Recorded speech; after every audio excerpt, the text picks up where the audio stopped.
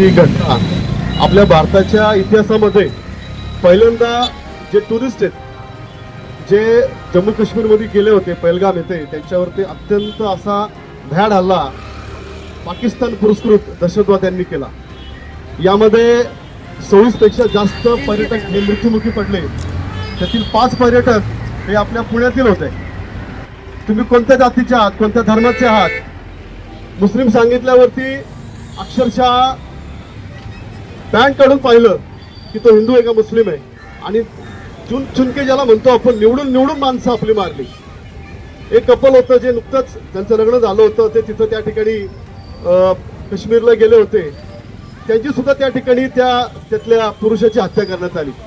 अत्यंत क्रूरपणे, अतिशय ज्याला काय म्हणतो की ज्याच्यामध्ये हृदय नाही, केवळ आणि केवळ काश्मीर या विषयाकरता तुम्ही हत्या करता, टुरिस्टवरती हल्ला करता, अशा या पाकिस्तान पुरस्कृत दहशतवाद्यांचा त्या हल्ल्याचा मी या ठिकाणी जाहीर निषेध करतो।